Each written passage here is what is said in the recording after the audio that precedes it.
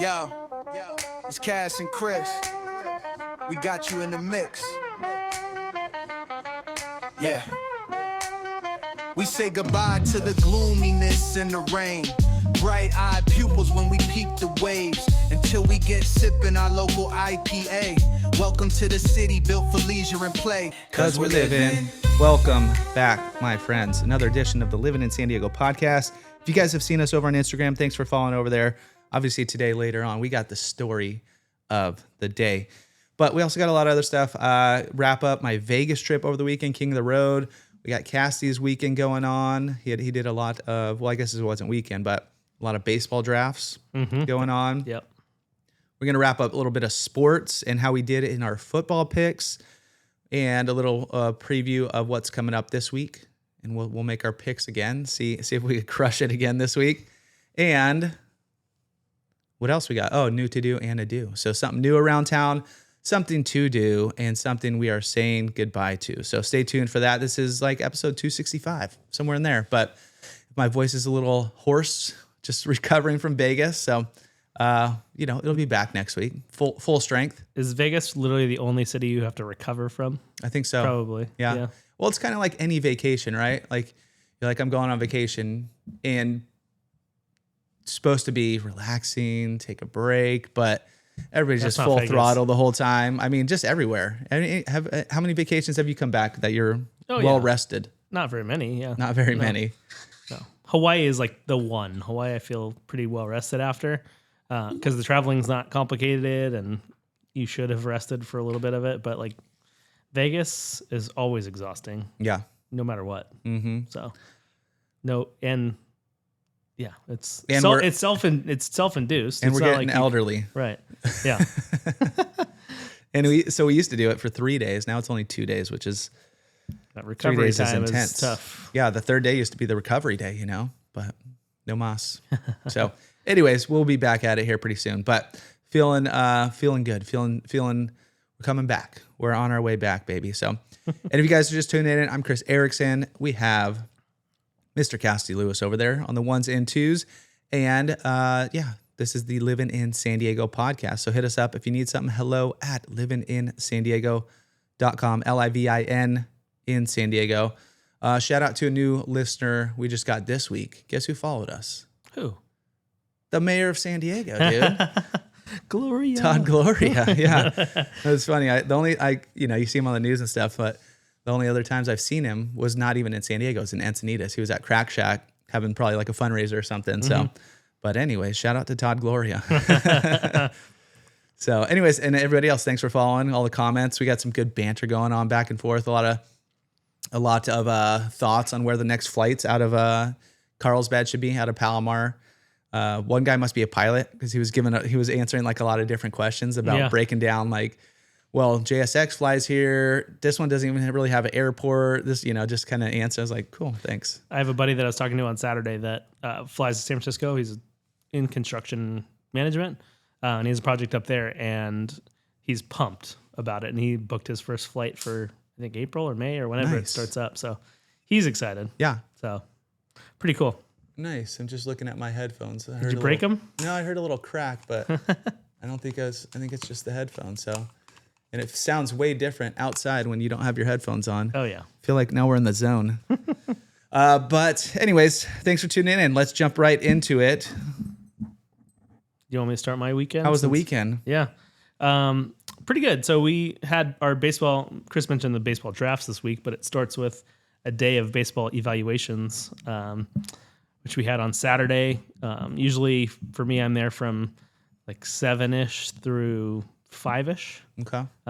Usually a full day affair, but the Bills game was right in the middle. Not right in the middle. Started at 1:30. So I only went to 1 o'clock this year. So thank you to everybody that stuck around and held it together. Because I was like, peace out, guys. I'm done. They got it handled. Yeah, Come on. Yeah, they did.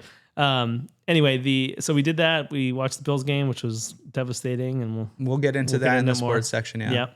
And then Sunday, pretty much just kicked it. I don't think we did anything crazy. Kind of just recovered, watched football. And then, like you said, this week, Tuesday, Wednesday, I'm done, but there's another one tonight at Michi Brew Co. They're doing the the baseball drafts. So, Nice. Shout out to trading Michi. kids.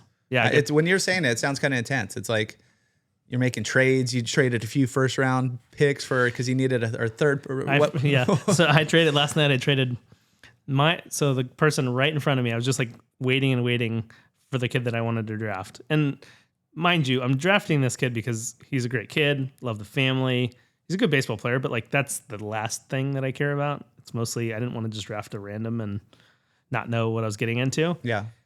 And of course, the person right before me picks the kid I want, and I raise my hand. I'm like, I'll trade you my first pick and my second pick if I can have your first pick, or if I can have this kid and your third pick.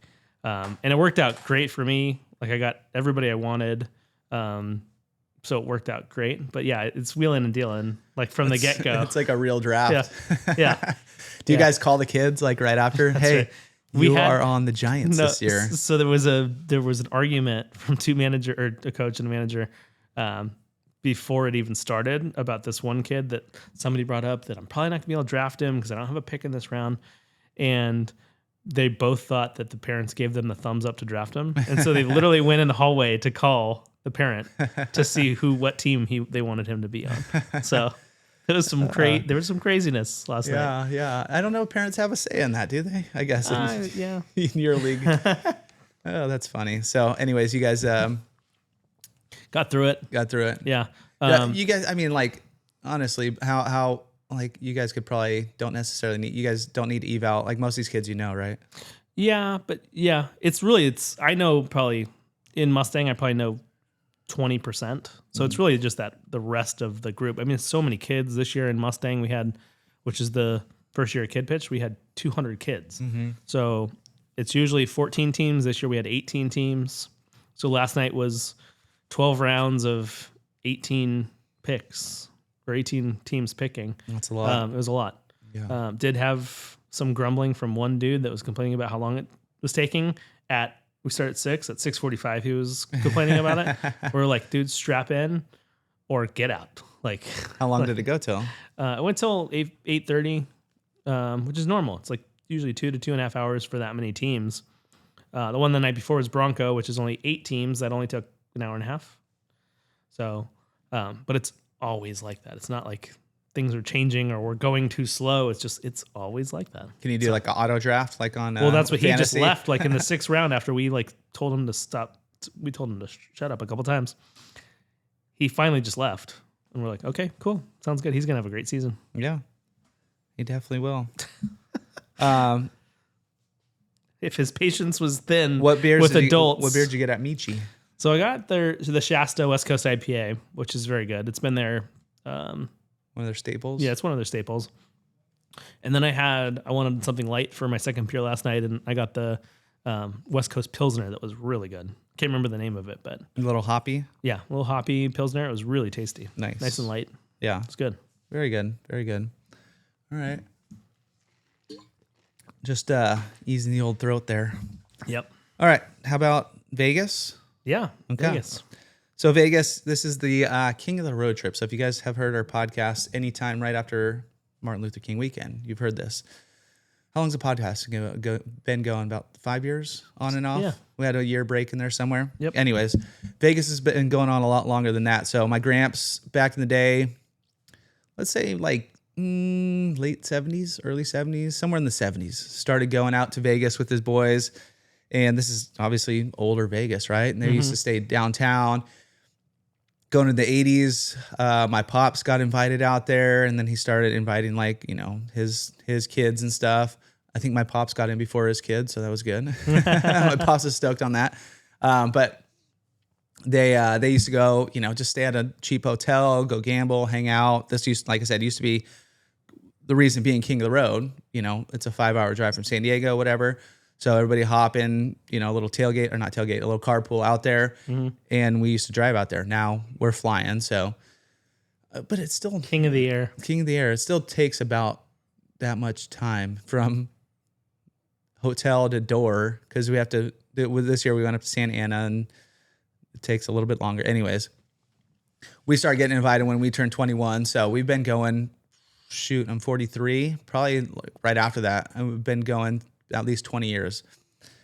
And the Friday, Saturday, Sunday used to be great because, Friday, everybody's excited. You go big. Saturday, everybody wakes up feeling real good. And you're like, oh, man, this sucks. Recover.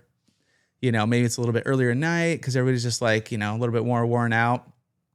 And then you wake up Sunday. Maybe you didn't have as much. You got a little more sleep. And then you get one more day of fun. You're like, oh, this is great. Like, it's just like a bonus day. Now going down to 2 days, that's your travel day is the rough day because everybody's like, I only got 2 days, so got to be out there. But the fun starts, get to ride up. Like I said, Santa Ana. We're usually out of San Diego. This is my first time up to Santa Ana or John Wayne Airport, and I still prefer San Diego. It's not. I think their trip up there was about 55 minutes, but from my pop's house down to San Diego is about 45 minutes, but the drive home seems so much quicker. And anyways, get up there, everything's good. We didn't get super early flights, got kind of mid-morning flights. Go show up. We still have like an hour left, so we all right, it's me, my uncle, my 2 brothers, hang out, let's grab a beer. So we grab a little beer at the bar. I had cards in my bag. It's all carry-ons because we have flying Delta there, Spirit back, so you can't do carry-on because Delta or Spirit charge you $99, which they said about 10,000 times on the way home. You didn't check a bag and you got a bag you need to check. It's $99, non-refundable when you get back. Anyways, so yeah, it was great. Spirits are high. Everybody's ready. We get out there right before, and it's like actual air time is like, I think back was like 55 minutes. Yeah, and back was like 44 minutes. So it's quick. Nothing. Yeah. And which is great. You catch our cab. We go through this little area. I swear, every time I've been to Vegas, oh, you still go cab. You still go old No, school. we did Uber. Oh, okay. Or Lyft, one of the two. Okay. Just still call it a cab. But every time I've gone from the airport or just even, mostly just Ubers around, it's like, oh, where are we? I haven't seen that area before. They take you a new way every time. Sometimes you go on the freeway. Sometimes you're going just outside the strip. Sometimes you're going over here. This time we went east of the strip, I want to say.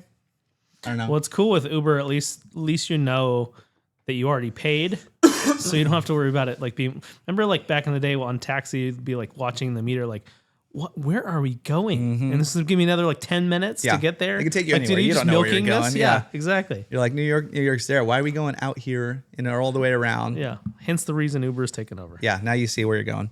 There's still a ton of cabs, which is insane. But yeah, which it went through like these like kind of, if you've been to SoFi Stadium, it's kind of that area. It's just like little houses, kind of old school, like, little old gross strip malls, shopping malls, that kind of thing. Like, oh, but then you see the strip, 15 blocks that way. You're like, okay, I didn't know this Vegas even existed out here. I thought it was just that. That's downtown. That's where the arcade was over in that kind of like sleazy part in between downtown and the strip. Yeah, it gets a little rough in there. Yeah, there's a lot of interesting areas. Yep. So we get out there right before the games start. Probably get an hour. So everybody's checking in, and our hotel has this new little convenience area. So we get a 6-pack of beers because you can't not have a beer when you're checking in, right? So it takes at least 15 minutes. Everybody's showing up. 2 beers. Yeah, like everybody's got free rooms, which is great. When we go out too, we stay at the Plaza, which is if you've been there, Fremont Street, downtown Vegas, directly at the end. It is a completely different spot than it was when we started. Well, obviously when my pops and them started going, it was downtown Vegas, Then it got a little better. Then they built up Fremont, at least covered it, so it's not a main street now. It's just like a walking district, more or less. But even back then, it was definitely a little bit rougher. Yep. Cheaper tables. They were really good. They still are decent, but used to be really good with drinks. Like just keep them coming. So, anyways, we get our bets in. I'll get into the sports bets here in a little bit, but I'll get into what I got real quick. I got 7 tickets, $50 each, so we're looking at $350. So that's my first thing. So I'm $350 down, right off the bat. But there's still you already knew that. That's budgeted. Yeah. And then we all meet at the bar, hang out. My nephew who just turned 21, this is his first trip out to Vegas ever. Or not ever. I guess he went with his girlfriend, but they did like a little bit different style Vegas. They didn't really go gamble or downtown, this and that. I think they went to a few shows. But he was there, shows up. Everybody's pumped, excited. Sit down at my first machine. They're all over there. My brother Corey loves machines, so he's just like, let's go play some machines. So we found a machine right near, and within, I don't know, 5 minutes, already had like 150 in the machine gone. I was like, all right, put in another 100, like I was telling you, and when my bankroll, I think I had 650 in my wallet or something like that. So that's like a good chunk. So I keep playing and it hit a few bonuses, got not even, but somewhat even. And then my brother comes up, and this is the game of the weekend that he found. It is called Bubble Craps. Have you seen Bubble Craps? Nope. Okay. If you ever see Bubble Craps, well, you have to go with my brother because he's the strategist. So he knew how to play. It's normal craps, right? You played normal craps. But it's no dealer. It's just on a machine, and they have this little bubble, and it's like these oversized dice. Yeah. I saw that. You hit the thing, and it bounces. Yeah. It's like sorry, flips. but It is. Yeah. It's like trouble. Trouble. Yeah, That's it's like playing trouble. Trouble. More or less. So, and I've seen him play it online and stuff. I've seen, so I kind of knew what it was. He's giving me the strategy. I was like, yeah, dude, let's play. So he's throwing a hundo. Within 5 minutes, we're up to $400. We're like, wow. Let's push it one more time. Push it, crap out, 7. Anyways, came back down. We evened out on there. The next probably 2 or 3 times we played it, same thing, doubled up our money every single time. There was only one time, and it was when we were walking to somewhere else, and we just ended up past it, and it was me, my brothers, cousin. Like there was probably like 6 or 8 of us that bought in, and we lost all that money within 5 minutes. It was like 2 rolls. And you guys were selling it like this is the best game ever. You guys want to double up? Anybody Yeah. want to double up? And Joe was even as the money was coming in, he's like, no, too many people, guys, too many people. Can't do it. Too many people. Boom, boom, out. But I swear we played it 2 or 3 more times. We left, cashed out our $200, came back, and then my other brother got in. So it was 3 of us. Once again, few minutes, doubled up our money. It was cake. And I swear Joe did it again later that night. We did it again at least 2 or 3 more times after that. So if you guys want to double up your money, not guaranteed, but hit up my brother. He will tell you the strategy and play a little bubble crap. So that was like super fun because craps is kind of tough, but when you just play on that little machine, it's definitely a lot more easier just because it's less going on. So anyways, watch the first game. We were watching the first game. You're in Vegas. You're like, that's one of our favorite things is just hanging out, grab a bucket of beers, go watch the games, this and that. We all got, bets here and there. So everybody's kind of rooting against each other, but there's a bunch of prop bets, so we need whoever to get a touchdown, or I need this guy to get 150 yards, so it's super fun. We're watching at this little bar in the plaza, which is just like it's called Omaha Bar. It's just like their little local bar. Mm-hmm. I mean, it's just like a bar in the casino, right? It's not like a bar. Yeah. Sorry, I'm trying to get that set up. So we were there, and there's just, handful of TVs. Let's go get some pizza. We ended up watching the whole second half of the game at this pizza place within the plaza too, and it's on a TV that's probably like a 22-inch TV. We're all sitting there. We're like, what are we doing? Yeah. Why are we watching this game right here? Yeah. And I found myself doing that again with a bunch more people for the Rams game the next day. We're like, what are we doing, guys? When we were at we went to Tom's Watch at New York when we were down there to watch the Week 18, and we're there like before the games switch. So like the 10 a.m. games are still going. The 125 games are about to start. And all of a sudden, like, the game started going up on the TV, and I'm like, there is no Bills game in sight. And, like, it's way over here. There's, like, one on, like, at the bar, but you'd have to, like, tilt your whole body, like, to even see it. Let's get this up There's, here, like, boys. a giant TV here, a couple little ones here, a giant TV here. And finally, but I think some of them are, like, connected. So if they change one, it changes, like, a group of them. Yeah. And finally, I'm like, there's this tiny little TV in front of us. It's literally at our table. It's like right there. I'm like, can you put it up there, please? And he's like, yeah, I can make that happen. I can do that. So it wasn't big, but it was like it was smaller than this by like. But it was your half. personal TV. But it was our personal TV. Yeah, that works. So it worked. We were under. There was like a line of people ordering pizza. people eating pizza here. We're sitting, it's next to the casino. So we're sitting at a slot machine, not playing the slot, just watching the game. It's like, oh, what are we doing here? It's mostly our bar that we used to go to in there, which had a big screen, like projector TV and TVs at the bar. It turned into like a, I don't know, like not even a sports bar. They have no TVs in there. I don't know. It turned into like a weird, scantily clad women bar. So we didn't even make it in there. No TVs. Come on, guys. We need some televisions. Anyway, so watch the game there. Then we headed over to another little bar at Binion's. Got this little room in the back. And once again, got some buckets of beer. And everybody's playing like trying to make the cap into everybody else's beer or water or whatever. It's just like, how old are you guys? Come on. But this one, we had big TVs. But this game was the second game. And it was the Niners game. You're like, Yeah. that was pretty dead pretty quick. Yeah, that was a boring game. So we just kind of mulled around, played some games over there. I forget what I was hitting decent on one of the games, table games, but I forget what it was. Anywho, so anyways, we went there, went back to our casino, did a few walk around. Like I said, it's my nephew's. It was his 21st, whatever, not recently, but earlier this year or last year. And so, you need a virgin roller, craps. Let's go play some craps. So we all got around the craps table. This is a real craps table now. And I don't know how many, there was probably 15 in our group, and probably 12 of us were there. It was like, we had everybody on the table except one person was within our group. And this one person, he was betting big. He just had, we'd all throw in like $100 or $200 to buy in. He throws down just a wad of hundreds. It's like $2,500. They're just going, we're like, all right. We're just betting like little guys, But it was awesome. It started like he was like the maybe first or second roller, and like craps, it's you've played it, right? I don't think I've ever played at a table though. Okay. Yeah. Yeah. I've watched it.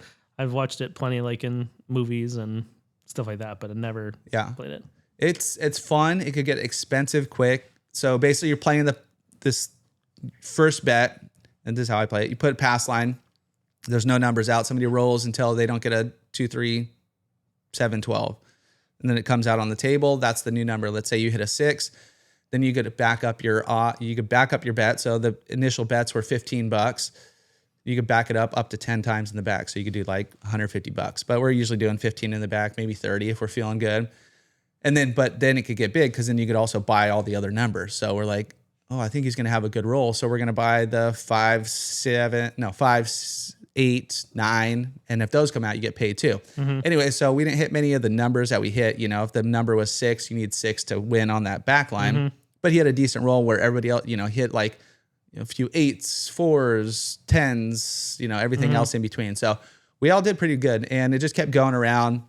There was only a few bad rounds where it's just like real quick, maybe have 1 or 2 rolls, and then everybody, because then at some point you have your $15, and then I'm feeling hot, so I'm putting 30 in the back, so that's $45 on that bet. And then I bought let's say the number is 6, so I have 6. Then I bought the 8 for $30, so that's another $30. Then I bought the 5 for 25. Then I bought the 9 for 25, and then maybe I throw a few hard ways. So you got like $100 out there. Roll a 7, it just all scrapes back. So, but still, even with that, we were there for a while, not crazy long time, but maybe like an hour.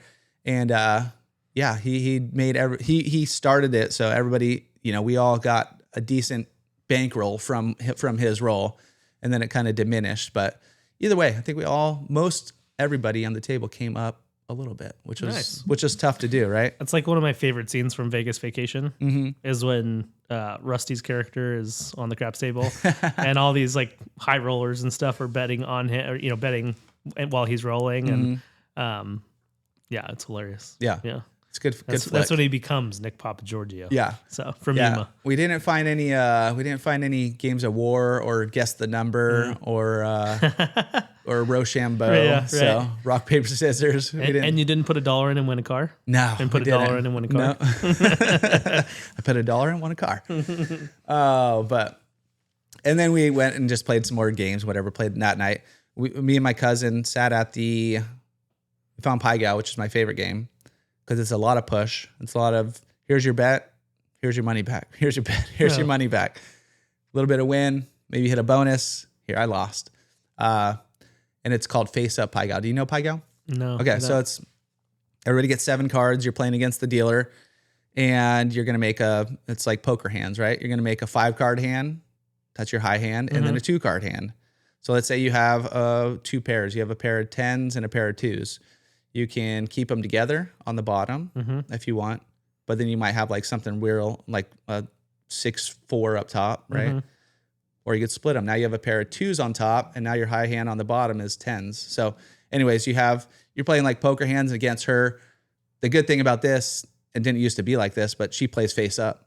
So you get to see what you're going to play. And if you need to split stuff, payouts aren't great. You win big in the bonuses.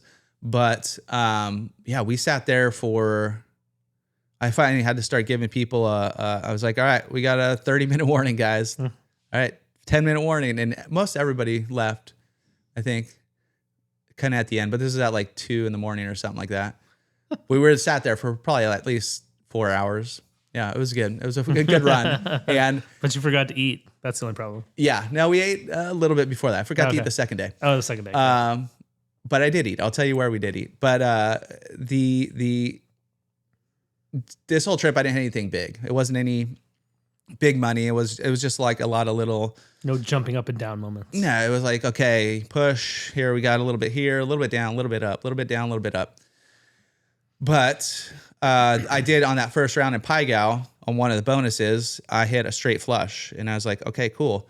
And if I played my $1 bonus, which paid $250, I was like, okay, cool. But there was a multiplier on if you played the $5 bonus, which just had 2 different bonuses, so not important, but they had a $1, $5, it would have been $1,500. And I was like, man, that would have been nice. Because I was kind of playing that, and I'd take it off and I'd play it a little bit. But that was my biggest like bonus win of the weekend. So that was good. But so day 2, everybody's getting after it again, waking up, kind of feeling better than we should, is what a lot of us said. We're like, okay, so tired, but hey, we got to go. It's day 2.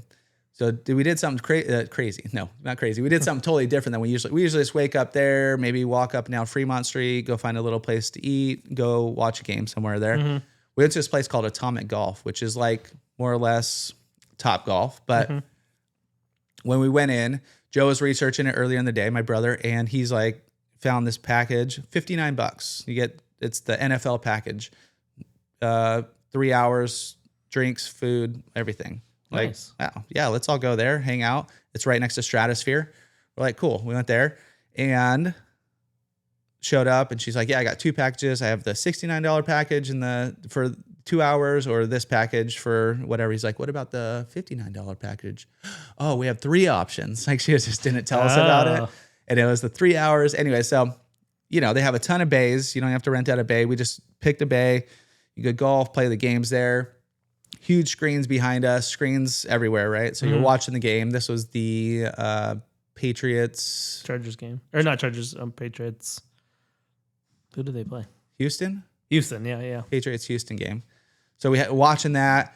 Unlimited golf. They have this buffet style, kind of stadium food buffet. So you got like nachos, you got chili, you got hot dogs, you got chips, just a bunch of junk food. But it was great. Yeah. And then they have a bar there with free beer, free kind of like these margarita things. Anyways, free drinks, right? So we were there for 3 hours. This is great. We're just hanging out, and this is the only time I would be able to cheer for my team that I bet on. They actually won. So anyways, Atomic Golf was super fun. It was no good. It was just hanging out for 3 hours. That's cool. This is where, it's like kind of outside, kind of inside. So you get a little, not in the casino the entire time, but yeah, it was very cool. And $59 for 3 hours of entertainment and beer and food. I was like, yeah, this is great. I mean, then tips and stuff too, but still, that's not bad at all. Yeah. Anyway, so we were there. Then we went over to Strat, did our walk through there because it's right next door. That's where we lost the bubble craps, and I think we had, maybe there's only 6 of us, maybe 6 or 8. But anyways, $300 or $400 in the machine. I think it was 400, and it was gone. Joe did two or 3 hits, 7 out, and just rakes the money back. But we played at least once or twice more in there and got our double. So It was pretty good. What else do we get into? Oh, so before we get into sports, because that's what we'll go over the picks and kind of how we fared. So we wake up on Sunday morning. My cousin got us a room, so we have our beds. He's bored. He wakes up early. I just wake up to him like shaking my feet. Like, you know, it wasn't early. It was like 7:30. It was like 8:30 or 9. He's like, dude, I'm bored. I need a friend to play with. I was like, okay, guess I'm getting up. It was time to get up anyways. But he's like, dude, he's got, you know, one of the betting apps on his phone. He's like, I did real bad at betting last night. I was just chasing the Niners game, lost a ton of money. I have no idea what to do today. I'm just going to flip a coin and pick who I want. And, you know, he had a really bad day before. So he's like, okay, the coin's going to choose who I get.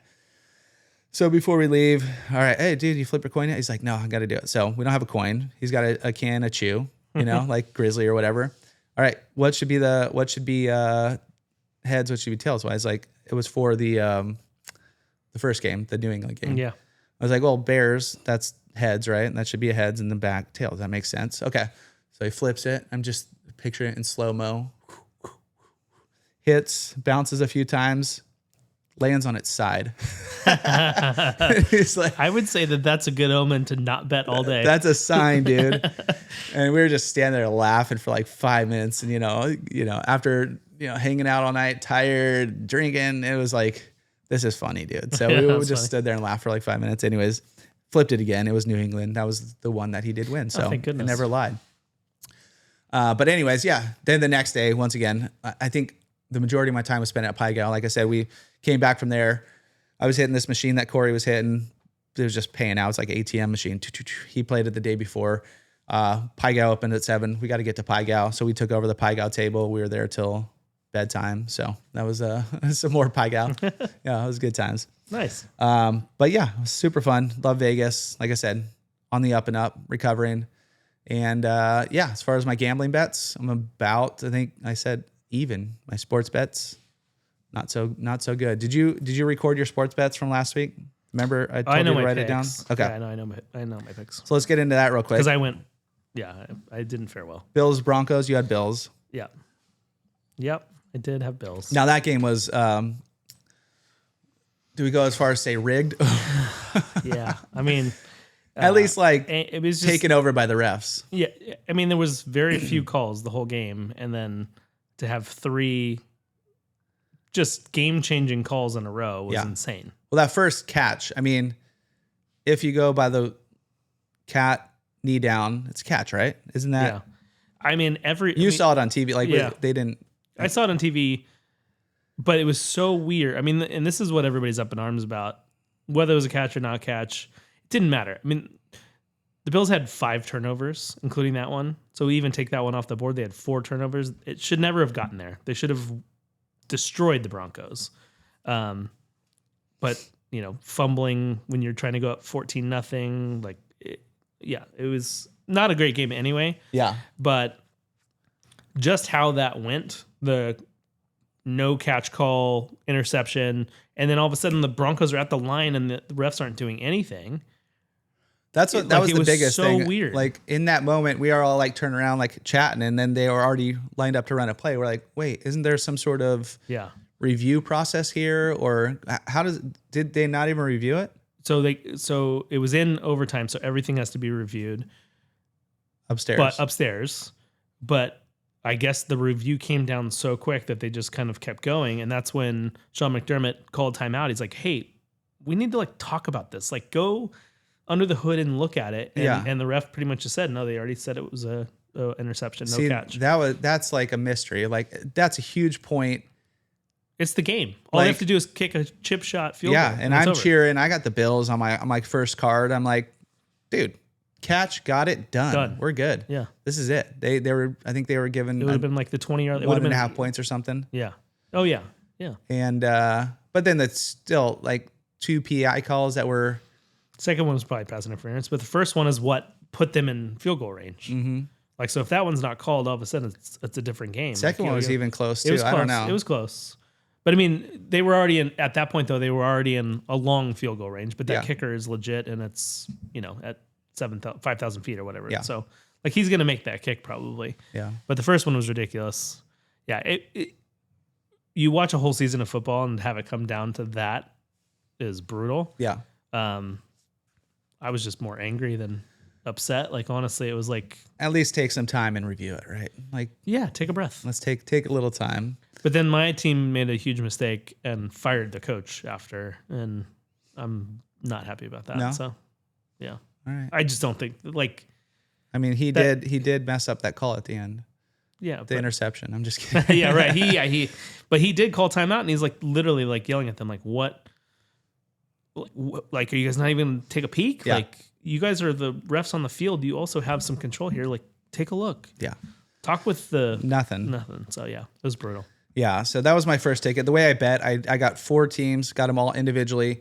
Then I got the 2-team parlay on Saturday, 2-team parlay on Sunday, everybody together. So 7 tickets. That was the extent of my sports betting. And like I said, I won 1 ticket. That was it. Crazy. That was the second game. So 49ers Seahawks blowout. Who'd you have? You had the Niners? I had the Niners. Yeah, that was like I said, like a gut choice rather than who I thought was actually going to win. Yeah, that was A bad the decision. only not fun game to watch. Yep. And you got Patriots Texans. That game wasn't great either. It was okay. Yeah, I liked it. Patriots. That was the bet I won. Well, yeah, but the Patriots just kind of had that Yeah. game from pretty early, Yeah, and then Bears Rams. which was a good game. Yeah, I should have that was another close one where my ticket almost paid off, but Caleb Williams, that falling back 40-yard throw at the end in the Insane. corner, wide open. Even at the end though, I was excited that is it Stafford? Yeah. Gave me a chance where they were in field goal range, but he still threw 2 to the end zone, which I needed those because they were 3-point dogs or something like that. So field goal, even though they won, I had them. They were 3.5-point dogs. So Yeah. ended That was the up- only ended game up I losing picked that right. one. Yeah. Because I picked Houston to win. Okay. And then I picked Rams are the only one I won all weekend. Okay. Maybe would have won with the points. Who knows? But all right, what's your picks this week? We got What are the games? Patriots, Just kidding. Broncos, Rams, Seahawks. So Patriots, Broncos. Patriots. Broncos lost their quarterback. Oh yeah, they did. I was looking at the stats of Bo Nix this season. He's like ranked 27th, 23rd. Like he is. How did they win that many games this season? Like I guess just not a whole ton of mistakes, but Yeah, I don't know. that's a wild one. And then Rams, Seahawks. Geez, that's a tough one. I'll go Seahawks. All right, I'll go Rams. Okay. I won't bet on them though. That's my rooting interest. Yeah. Yeah, I don't really have a rooting interest left. I'm done. Yeah. Yeah. At some just point, I hope don't for want the some good Patriots to games. win. Yeah, that's what I was just looking at. I saw somebody post on Instagram, and they're like, and so I had to look it up. It's like something about the last since 2011, either the Patriots or the Chiefs have been in the Super Bowl. Mm-hmm. And so I looked it up. It's not true. But nonetheless, the last going back to like 2000, the Patriots have been in it about half the time. It's crazy. But let's see. Let's just go back to 2010, what they said, 2011. You had KC, not KC. And then you got New England, not New England, neither of them, New England. So, yeah, I mean, whatever they were showing was somewhat correct, but they still had a lot. It's crazy. Sucks to be a New England fan, huh? Yeah, 100%. Those guys. That's why I don't want them to win. It's funny. I haven't been a Bills fan long enough to really have any like crazy rivalries. Yeah. And since we've been Bills fans, Patriots haven't been very good because it's been after Tom Brady left or right around when he was leaving. But this season, I realize why Bills fans hate the Patriots so much. Yeah. So They're the worst. that's right there. Yeah. San Diego Charger fans don't like them either for other reasons. Yeah. Similar reasons. Similar, yes. All right, let's get into it. So we got our picks. We didn't do so well. One other thing, I guess we'll cover it next week. Little Padres, but Little Will Myers, Dodgers, Bud too. Black rejoining the team. Yep. The the Dodgers signing Kyle Tucker for $60 million a year for 4 years. So Interesting to see how this will work out. yeah, I literally got in a full blown argument with my kids in the backseat of the car yesterday, saying just like he's not worth $60 million a year. Like his stat line last year was he batted .263 with 22 home runs and 73 RBIs. Is that worth $60 million? Sounds like a Padre out there. Yeah. It sounds like an average outfielder. Yeah. Which would be like, would you pay an average outfielder 15 million? Maybe, probably something like that. 10, maybe 10. Yeah. Yeah. So like, I think I was like two of the Giants. I'm like, boys, three of the Giants had more home runs than Tucker did last year. And they quickly get on their watch. And I'm like, Devers, we know, Adamas, we know. And I'm like, and I think Chapman had 22. And they're like, no, what's Matt Chapman? Like asking Siri. And they're like, he only had 21. I'm like, still, the point is none of them are making 60 million a year. Yeah. So anyway, I just think it's ridiculous. Overpaid? Baseball's broken. Baseball's broken. Oh, I hope they lose. Wouldn't that be funny if they don't make the playoffs? Yeah. I think this is just my opinion, but I think Kyle Tucker is a lot like Anthony Rendon. He wants his paycheck and he could care less about baseball. Yeah. I have this feeling, but we'll see. My uncle's a Dodger fan, and which is weird too. He grew up in San Diego, so I don't know. But we were talking about on the way up in the flight up to fly out to Vegas, and he mentioned Tucker. He's like, yeah, I don't like that they got Tucker, blah, blah. So I was like, so you rooting for when you guys are in the World Series, you're going to root for him? He's like, yeah, of course. But I don't like it. Yeah. Well, Cam's argument yesterday was like, so if the Giants would have signed him, would you have been upset? I'm like, no, I would have been happy if they signed him. But if they signed him for $60 million a year, I would have been pissed. Yeah. Like that is ridiculous. Ties up a lot of money. A lot. But for a team that doesn't care about tying up money, who cares? I don't know. Where do they get all this money? TV deal. How much do they get from TV? A lot of money. Okay. We need to figure out a TV deal for the Padres and the Giants. What was the Channel 4 that doesn't work? No. Not the same. All right. Give us a little new to do and let's do it. Adieu. So starting with new. Cassie's got it today. Make sure the camera's on you. Oh yeah, I got to do that. It's just going to be me sitting here. Yeah, that's right. New is an exciting one, especially for my wife's dad. This is like his favorite spot, or was his favorite spot forever. But Tip Top Meats is coming back to Carlsbad. Closed a few years ago, and there were some pretty upset people because they had a pretty good, I don't know, wouldn't say cult following, but they had a pretty good following either for the market, for the restaurant.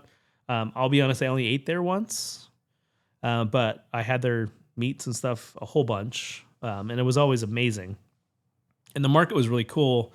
Like if you wanted to go find horseradish, or if you wanted to go find like some like baked goods and stuff like that, it was really rad. So they're back, and they are smaller than they were before. So the market, I'm guessing they still have some market stuff, but it's just not as big. Yeah, I think it's, from what I understand, it's just a smaller 20% of the original. Yeah. And then the restaurant's back, so that's a big thing, and the meats are back also. So definitely get out there and check it out. Have you done Tip Top Meats? Just a few times. I don't know. I know we were filming there. Yep. I know it's a staple, but it's just like kind of out of my way, and everywhere I've lived, don't really drive up there too much and go hit it up. But I love the local of it. I love it was founded in 1967 by Joachim Big John Heydrich. So Tip Top Meats grew from a traditional butcher shop into a regional institution known for its house-made sausages, European specialty goods, hearty breakfasts, and no-frills old world hospitality. So it did go out in 2024. New ownership, legal battle, blah, blah, blah. But it's coming back. So Groundhog Day. Groundhog Day. Yep. So a big day. I'll definitely get back there. Like affordable meats too. Like that's part of it. It's a butcher shop restaurant, but it's a little bit more affordable than some kind of fancy, like Wise Ox, which I love Wise Ox, but it's expensive. Yeah, you probably get what you pay for a little bit, but a lot of people are stoked that it's back. Yeah, I think it'll be I think it'll come back to a lot of fanfare. So agreed. Excited to see what's going on there. All right, so in our to do, this is something you could do throughout the year. So to do here in San Diego this year, concerts at Petco Park. I'm going to give you some names. Let me know if you've heard of them. All right, Cassidy? Yep. Starting February 20th and 21st, Coulter Wall. Do you know Coulter Wall? No, doesn't sound Canadian singer, country, folk, and Western music. Don't know him? Nope. All right. How about Tape B, March 20th? Nope, don't know it. Electronic DJ Tape B. Electronic DJ Tape B will perform at Gallagher Square on Friday, presented by LED, which promotes EDM festivals, concerts, etc. So a little EDM. Russell Dickerson. Nope. But you know who? You do know this guy he's performing with, Nico Moon. Oh yeah, I know Nico. Moon. Nico Moon. Yep. Madison Beer. Nope. Cute little girl, singer. What is she? Country or what? Recently performed at Victoria's Secret fashion show. I think it's just pop. Okay. Yeah. Not really. Madison Beer rose to fame after one of her singing videos on YouTube caught the eye of Justin Bieber. Oh. Caught the attention. Biebs. June 25th, Iration. Oh, that's good. I like that. That's a good choice. What's their hit song? I don't know. Time Bomb. Oh, yeah, that's a good one. That's they give a shout out to. Here's one I would go to, but I'd rather see him in a little pub somewhere else. But Ed Sheeran, the Loop Tour, July 21st. San Diego is the 7th stop for Ed Sheeran show. The Loop Tour. He has sold out venues around the world, blah, blah, blah. But I looked up tickets for his July 21st show. They weren't crazy, but is it Gallagher Square? Or this is all at Petco. Yeah. Ballpark. So you get top of, third row seats way back. It was maybe $70. Okay. Then as you get to closer ones, there was some floor seats. I want to say they were like $2 something. Yeah. Which doesn't, that's a lot, right? But for remember when the floor seats were the cheap ones back in the day? Were they? Like that, like when I was a kid, I would buy the general admission seats because they were the cheapest ones. Yeah. But now they're maybe not in stadiums, but I never went to see shows at stadiums. What was the Sleep Train or whatever it's called? Coors Amphitheater? Yeah. That was always in the Cricket. Yeah. That was, general admission, just the grass in the back was the cheap. Yeah. But that was But then that you was could further also back. buy pit too. Yeah. But yeah. Then we have Rainbow Kitten. Big Rainbow Kitten fan. Oh, back to Ed Sheeran real quick. Yeah. If you haven't watched, and I think I mentioned this before on here, but if you haven't watched the Ed Sheeran, I think it's on Netflix special. Like I think it's called One Shot, like where it's like one shot of him going around New York City and then ending at his show. Mm-hmm. It's very good and made me like Ed Sheeran's music even more. So yeah, definitely worth checking out. I dig his music. I dig his vibe and kind of like the freestyle. Like he'll get up there. There's one clip on YouTube where he goes and does like a little bit of No Diggity. He does. It's like a 10-minute kind of like, I like it because I used to DJ, so it's kind of like a mix. And he's going through a few different songs and getting the crowd into it. And he's singing some of his songs, a little call and response. It was awesome. So just look up Ed Sheeran. No Diggity, and it might come up as like a little mix. It's just him like on a stage, this little, they don't show the club, but it sounds, you could hear everybody right there. Mm-hmm. And it's not great quality, but the songs are pretty fun. We were just talking about Ed Sheeran the other day because we were at, when we were in Austin for Formula One, he was the final day big performance. Mm-hmm.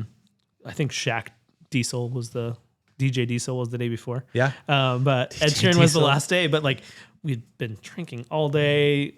We had to take a bus back to just to the downtown area, then take we were burnt. Yeah. And it was like an hour. It was like a 40-minute walk to where the stage was from where we were sitting. And we're like, no, but I kicked myself because that would have been rad. It would have. And then who knew we were such big Ed Sheeran fans? Right? Ed, if you are listening, or if anybody knows Ed, let him know he can promote on this show anytime. Right before July. Yeah. Hit us up. He can meet us up here in Carlsbad. I guess we come to him if needed. Okay, we go to wherever you are, Ed. If you want to hop on our podcast, come on. He could do a little live set here. It'd be sick. All right, we'll work on it. And then we'll just tag him in all of this. August 30th is My Chemical Romance, the Black Parade Tour. So that's cool. That'd be pretty fun too.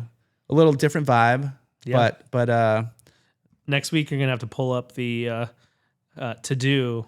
I heard the SeaWorld line up for this spring and summer. It's got to be on point. Definitely as good as Gallagher Square. So good. I saw it the other day too. Remind me. I'll mark that. Next week's To Do. No, because I don't want to tell him. Okay. Yeah. It might be. Who knows? It might be. Who knows? But there are don't look it up before then, guys. There are some really good one-hit wonders. Okay. So Definitely that's worth good checking out. I saw last year's. It was on fire. Do That's right. It was. I have to say on fire, or can I just or say just fire? Yeah, you can just say fire. It was on fire. And then Adieu, we were saying Adieu to a spot that I never went to, but I know people You've that driven by liked it. 1,000 times. Yeah. Used to be Chevy's, so I went to that location like 1,000 times. I think I have been to Yeah. the Chevy's too. It was Chevy's forever too. So I mean, and growing up, my family wasn't like, if we got that close to Fidel's, we were going to Fidel's. Yeah. For Mexican food. So, but Chelsea's family was a big Chevy's family, and so we'd go down there a bunch. But anyway, so that little spot in Flower Hill and Del Mar has been Cucina Enoteca, and it's been there for a long time now. I'm trying to think of how long. 12 years. 12 years. Okay, yeah. God, it's been that long since Chevy's has been there. Yep.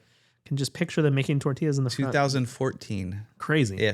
13, 14. Yeah, and it's always, I mean, when you drive by, it's a cool looking spot, kind of right there at the front end of the center. Mm-hmm. And they're owned by a big, so this is kind of surprising that that Cucina Enoteca is closing down, because they're part of a pretty good sized restaurant group, urban kitchen group. But yeah, I think looks like COVID a little bit, and then just, I mean, a lot less people eating out, and rents are going up. No, they were saying, so usual. it's a huge space, like 5,000 square foot, which is pretty darn big for a restaurant, right? And they were saying in the article that it was like, 8,200 square feet. 82, yeah. That's big. Yep. 2 stories, like trying to get that place packed every time. Yeah. So, a lot of times these places come in and they will just sit, like once they go vacant, they're going to just sit like that for a long time, because filling that, unless you get like a windmill food hall or something where you're kind of splitting it up by a bunch of different people. But what also said, the current owner bought it in 2022, and so their property tax bill went up by a ton, which means your lease is going to go up. That's wild. So we're in real estate, but not commercial. I was reading that too, and so it's like a triple net lease. So you're taking on all the expenses, on top. It's like if it was like, originally their property taxes were based off 73 million. Mm-hmm. It sold for 200 million. So your property taxes like almost tripled right there. Yeah. Insane. And it just goes back to the so everybody in Flower Hill, it's the same thing, right? Anybody who leases a place in there. Yep. That's wild. So anyways, they are leaving, and who knows what will go in there? We should see. I think you're right though. It'll sit for a while. Yeah. Like that's a big change in costs. Mm-hmm. And that center, I mean, there's some cool spots in that center, but the parking kind of sucks. Especially like late, like evenings when a lot of people are there, or like lunch time. If you try to go to, I've a couple times like tried to go to that Chipotle at like noon. Yeah. Good luck finding a spot. Good luck. So yeah, it is kind of packed. They do have a bunch of underground parking in the back. They do. Yeah. And I know we filmed there a few times, but it's always somewhat packed. Yeah. So so if you guys don't know, it's Flower Hill Mall. It's like right off Via de la Valle. As you're going east, it's off to the left. You'll see it. It's a giant building. But anyways, what did it say when they're closing? I didn't see it. If you want to go get one last meal. Yeah. I didn't see a date. Okay. Anyways, soon. All right. So saying goodbye to Cucina Urbana. Yeah, just says soon. Or Enoteca, sorry. And Urbana's still there. Yeah. All right. Let's get into mid-March. Sorry. mid-March. All right. So you got some time. Yep. Let's get into our San Diego story of the week. Are we ready for this? Yep. I'm going to start off with a question, so get ready to answer. I'm going to cue it up. 3. So we have a good clip for Instagram. If you guys don't follow us on Instagram, at Livin in San Diego, Livin in San Diego, go check it out over there. But are we ready? Is my phone out of it? Let's see. Kind of. Nope. Perfect. Nope. Yeah, right there. Okay. Here we go. Here's your San Diego story of the week. So, Cassie, I'm going to start off with a question for you. Yep. What was the first amusement park in San Diego? Ooh. Belmont Park? Does that count? That's a good guess. Although Belmont Park has been open for almost a century at this point, it isn't San Diego's first amusement park. That was a trick question. The first one is called Wonderland Park, and it opened on July 4th, 1913, right along the sand between Abbott and Voltaire Street. So in Ocean Beach. So right where there's a little laundromat there It's called Wonderland Coin Laundry. So a little throwback to then. Wow. Opening day was huge. More than 20,000 people showed up, which was massive crowd for San Diego at the time. The park sat right on the beach and covered nearly 9 acres. The main attraction was the Blue Streak Racer, the largest roller coaster on the West Coast, with 2 cars racing side by side, but that wasn't all they had. Wonderland also had water rides, a carousel, carnival games, a bowling alley, a skating rink, and a large saltwater swimming pool. There was even a small zoo with animals like lions, bears, monkeys, and a hyena. There's even a restaurant that was built on the pier, which could serve 550 customers. So pretty large. Crazy. Again, there was part of the experience. The Point Loma Railroad Company ran streetcars from downtown every 20 minutes, cutting the trip to about only 40 minutes, which helped turn Ocean Beach into a popular destination. Today, that trip would take, guess. It depends if it's during traffic. Let's just say 10 minutes. 10 minutes, yeah. But Wonderland didn't last long. When the Panama California Exposition opened in Balboa Park in 1915, the crowd shifted away. Then winter storms in early 1916 damaged the roller coaster beyond repair, and the park shut down. Today, nothing remains of Wonderland Park, but it helped put Ocean Beach on the map and played a small role in shaping San Diego's early entertainment history. And if you guys are watching this on Instagram, this clip is from our weekly podcast, and it's all about San Diego. It's called Livin in San Diego. We got stories. We got new to do and adieu. We got our weekends. I'm Chris Erickson. We got Cassidy Lewis. Tune in every week. Livin in San Diego podcast. There we go. Beautiful. All right. So yeah, a little theme park. I got a good one for next week too. Nice. Yeah. Belmont Park. Belmont Park. The history of Belmont Park.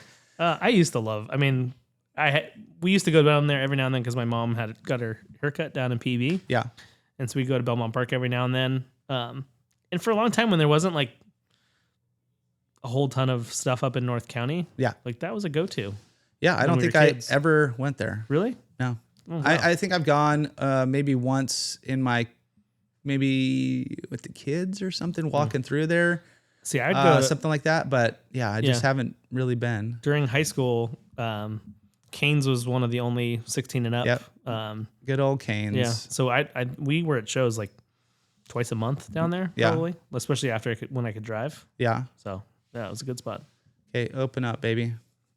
Hold on, I'm trying to get. Okay. There's one other thing I wanted to say about it, but we'll see if we get this open. Are there any phone. photos of Wonderland Park? Oh, you'll see them on the cool. on the clip there. Run. There was. I just wanted to see where. So I think like some of the, just as a little for anybody listening still, there's 32 attractions in total. And the zoo had 28 enclosures, which sounds crazy for a tiny little spot right like on the that. beach? Yeah, right on the beach. And it just says one hyena, just one hyena. So the monkeys hyena. The monkeys were interactive with the crowd, which is a huge hit. There's a big ballroom, but despite blah, blah, blah, some of the, where else did I read it? So here we go.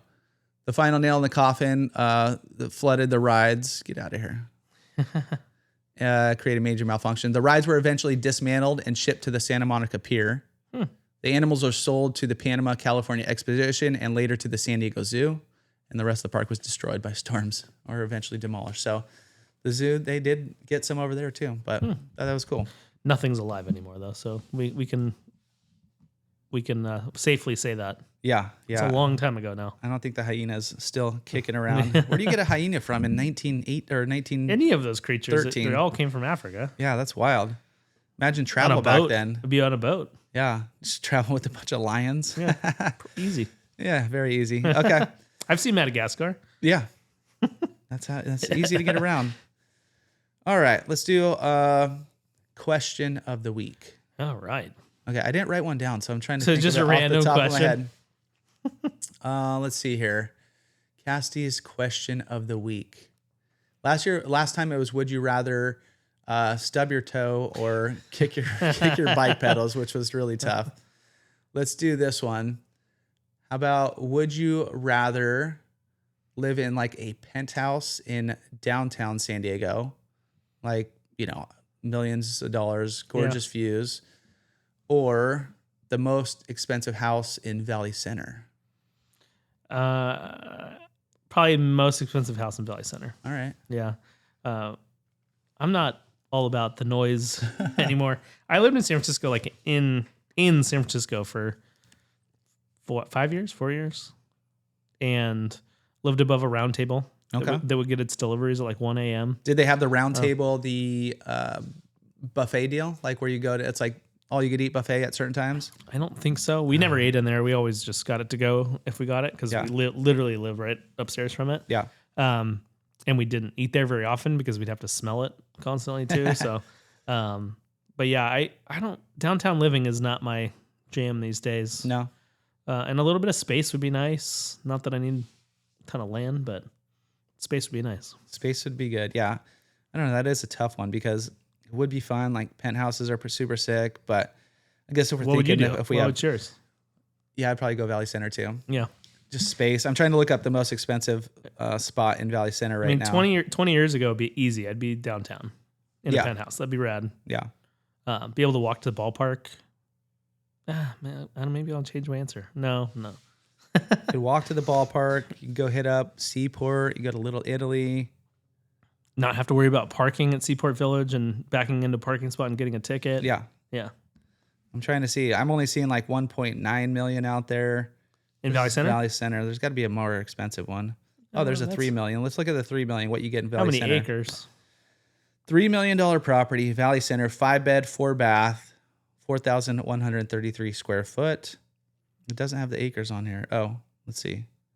No. Got it. Lot size. There's no lot size on here. No. So, but it's huge. Big. Yeah, it's got to be big. Oh yeah, that's like get an orchard. That's a big box right there. Yeah. So See, I don't know if I want that. I don't know if I want an orchard. Well, it's I'd rather just have some space. Yeah. Avocado Grove actually wouldn't be horrible. All right. Yeah. Free avocados forever. All right. Let's sign off.